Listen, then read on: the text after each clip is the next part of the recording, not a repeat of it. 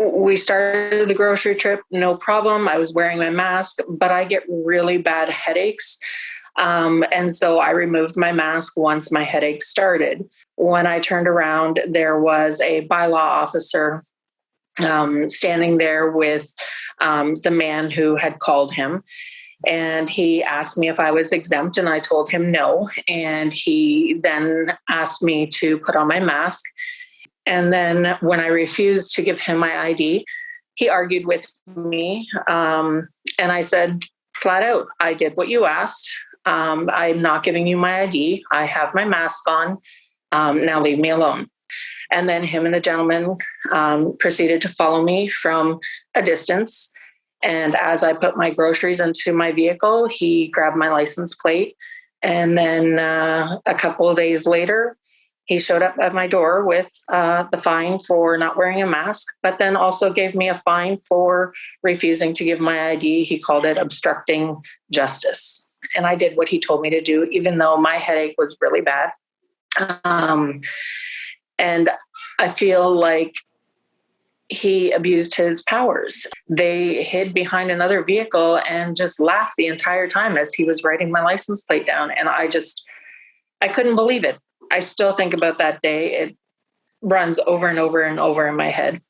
Did put her mask back on, but it just wasn't fast enough for this officer. So instead of just giving her a ticket, they also decided to charge her criminally, which is the only route that they really have, because there are no arrest powers under the Emergency Civil Protection Act or the Reopening Ontario Act. So it's very clear to me that this was escalated for absolutely no reason.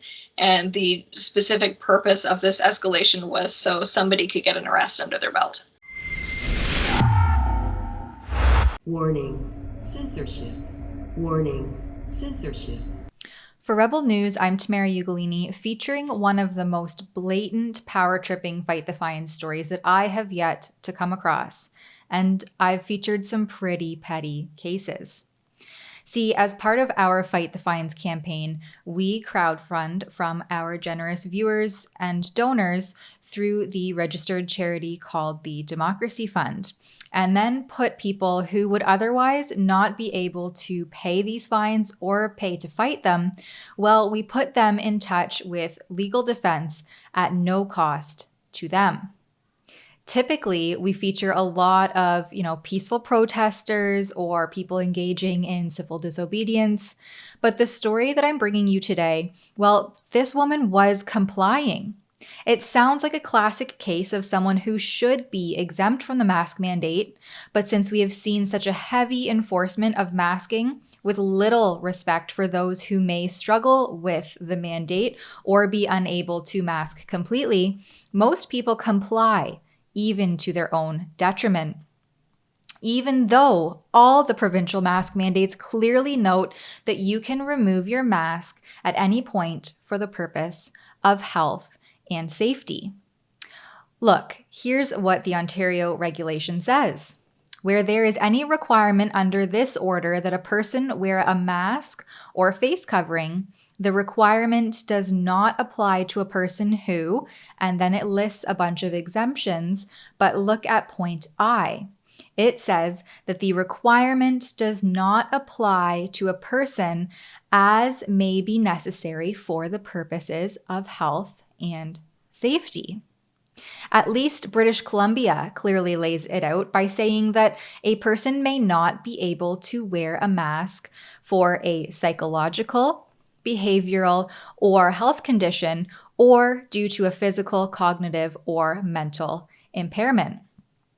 On page 5 of their decision order, Alberta lists the medical reasons that exempt one from masking, which includes mental health conditions such as anxiety and acute respiratory distress.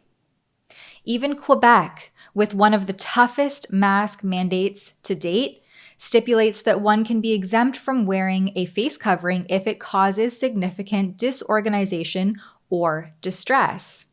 So I think that you get the point. Now, this makes the story that I'm bringing you today even more insane because this woman was wearing her mask. She took it down while grocery shopping with her small child because she gets headaches from prolonged use. And so that sounds like it causes distress and may be necessary for the purposes of her health and safety.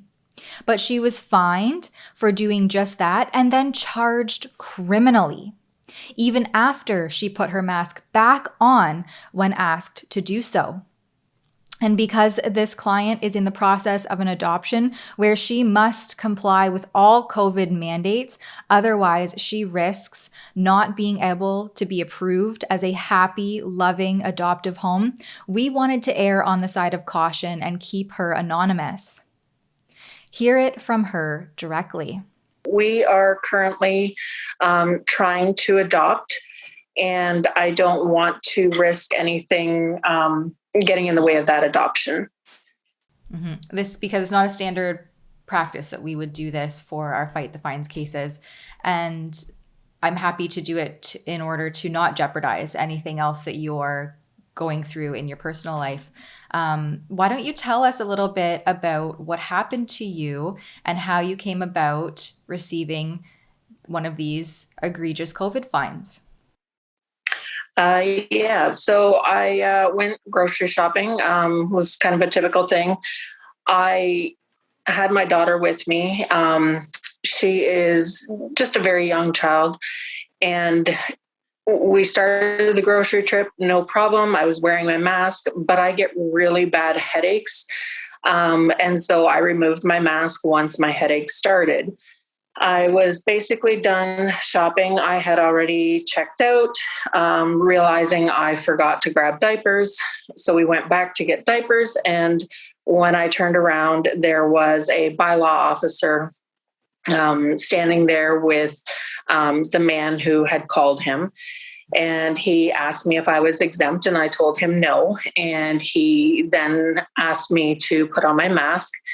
And I politely told him, no, thanks. I have rights. And he flat out told me, no, you don't. And we kind of got into a little bit of an argument there. But then my daughter tugged on my shirt, and I realized, if this goes bad, I've got my daughter here with me. So I told him I would put my mask on, but my arms were full. And so I took a few steps to go put my items in the grocery cart. And he then yelled at me saying that he was going to give me a fine. And I had already placed my mask on my face. He asked for my ID. I refused because I had complied. And he just got angry because I didn't put it on immediately when he told me to. And then when I refused to give him my ID, he argued with me. And I said flat out, I did what you asked. I'm not giving you my ID. I have my mask on.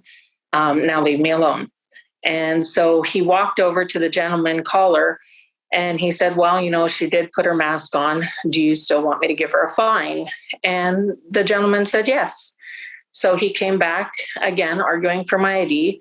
And when I refused to give it to him, he says, that's okay, I have my ways. And he stood off to the side, waited for me to go out to my vehicle. And then him and the gentleman proceeded to follow me from a distance. And as I put my groceries into my vehicle, he grabbed my license plate. And then a couple of days later, he showed up at my door with the fine for not wearing a mask, but then also gave me a fine for refusing to give my ID. He called it obstructing justice.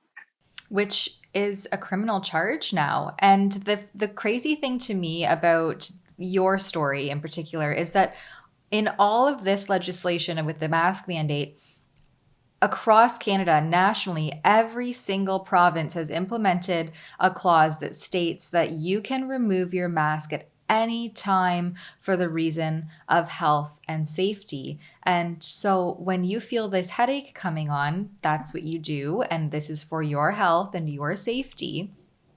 And yet here you are being faced with an outrageous fine and also a criminal charge. Can you make sense of what is happening and these people who are enforcing this just so relentlessly?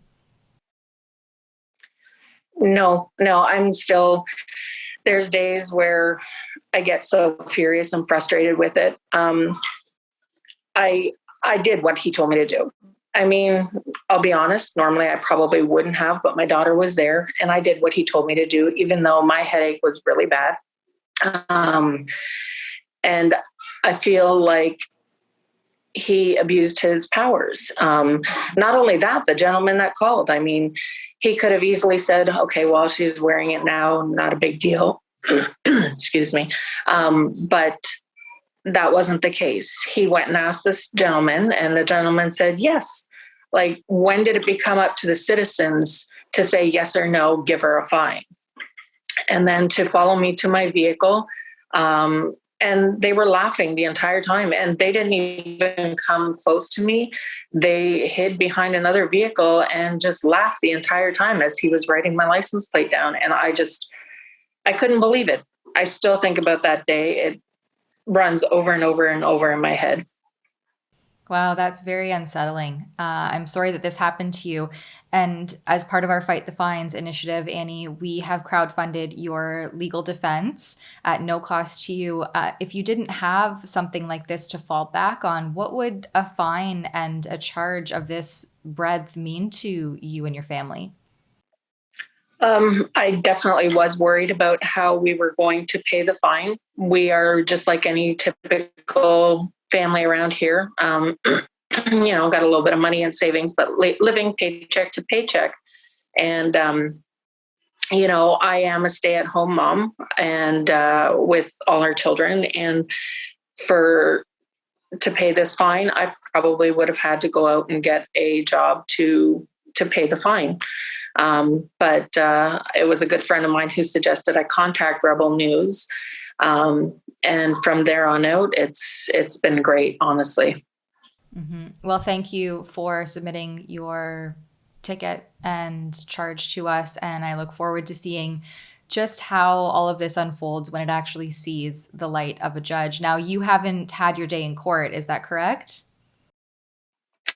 That's correct. So it's been pushed over twice. And so far, nothing. I haven't even received the next documents stating the next court date. But yeah, and the lawyers at Fight the Fines are amazing. He keeps me informed. He lets me know what's going on, and I get regular emails keeping me updated on my case. Now that you've heard this woman's insane story, here is a clip from the paralegal representing her, Bulldog Jenna Little. Have a listen to what Jenna thinks about this case. It seems like this is a situation where somebody who works at the store was angry that she took off her mask. They didn't bother saying anything about it, but instead just called the police. The police showed up, told her to put her mask on, asked her if she was exempt. She said no, not knowing that actually what she was facing at the time was actually a medical exemption. But did put her mask back on, but it just wasn't fast enough for this officer. So instead of just giving her a ticket, they also decided to charge her criminally, which is the only route that they really have, because there are no arrest powers under the Emergency Civil Protection Act or the Reopening Ontario Act. So it's very clear to me that this was escalated for absolutely no reason. And the specific purpose of this escalation was so somebody could get an arrest under their belt. Mm-hmm. Is something like this going to hold its weight in water? I mean, going forward legally, when all the sections of the mask mandate aren't being equally enforced, how do you uphold such a fine? Well, I mean, that was the alternative option for the officer. Instead of charging this woman with her baby criminally for obstructing justice, they could have just given her a fine, or they could have just not done anything. They could have used their discretion. But that's the difficult part here, is we don't know how these types of things are going to end up in court. We don't know what the direction that the Crowns and municipal prosecutors have been given.